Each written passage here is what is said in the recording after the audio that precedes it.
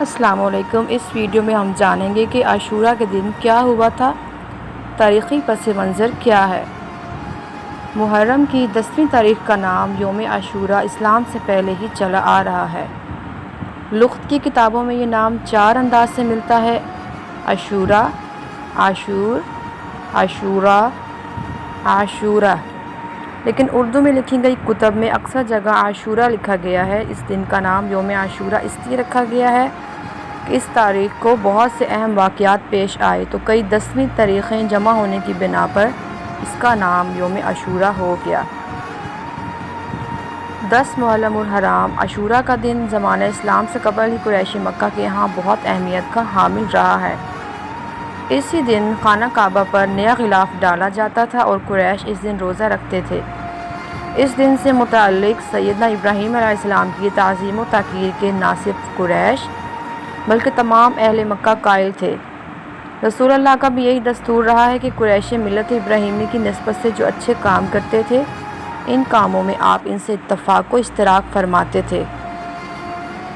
اسی بنا پر حج میں بھی شرکت فرماتے تھے اور اپنے اس اصول کی بنا پر آپ قریش کے ساتھ عاشورہ کا روزہ بھی رکھتے تھے، لیکن دوسروں کو اس کا حکم نہیں دیتے تھے۔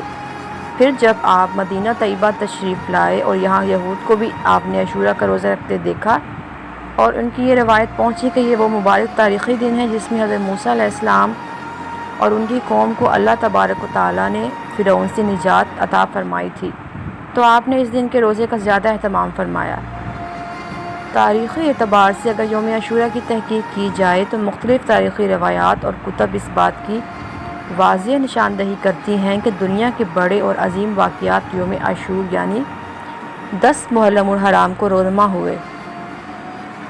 نمبر 1، یوم عاشورہ میں ہی آسمان و زمین کلیم اور حضرت آدم علیہ السلام کو پیدا کیا گیا۔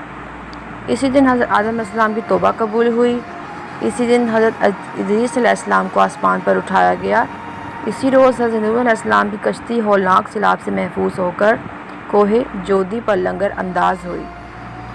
اسی دن حضرت ابراہیم علیہ السلام کو خلیل اللہ بنایا گیا اور ان پر آگ کو گلے گلزار کر دیا گیا۔ اس دن حضرت اسماعیل علیہ السلام کی پیدائش ہوئی۔ اس روز حضرت یوسف علیہ السلام کو قید خانے سے رہائی نصیب ہوئی اور مصر کی حکومت ملی۔ اسی دن حضرت یوسف علیہ السلام کی حضرت یعقوب علیہ السلام سے ایک طویل عرصے کے بعد ملاقات ہوئی۔ اس دن حضرت موسیٰ علیہ السلام اور ان کی قوم بنی اسرائیل کو فرعون کے ظلم و استبداد سے نجات حاصل ہوئی۔ اسی دن حضرت موسیٰ علیہ السلام پر توریت نازل ہوئی۔ اس دن حضرت سلیمان علیہ السلام کو بادشاہت واپس ملی۔ اس دن حضرت ایوب علیہ السلام کو سخت بیماری سے شفا نصیب ہوئی۔ اسی دن حضرت یونس 40 روز مچھلی کے پیٹ میں رہنے کے بعد نکالے گئے۔ اسی دن حضرت یونس علیہ السلام کی قوم کی توبہ قبول ہوئی اور ان کے اوپر عذاب ٹلا۔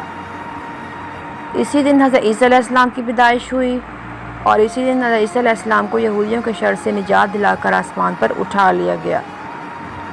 اسی دن دنیا میں پہلی باران رحمت نازل ہوئی۔ اسی دن قریش خانہ کعبہ پر نیا غلاف ڈالتے تھے۔ اسی دن حضور اکرم نے حضرت خدیجہ الکبریٰ سے نکاح فرمایا۔ اسی دن کوفہ فریب کاروں نے نواسِ رسول جگر گوشہ بطول کو میدان کربلا میں شہید کیا اور اسی دن قیامت قائم ہوگی۔ دوسری طرف یوم عاشورہ کے دن واقع ہونے والے اسلامی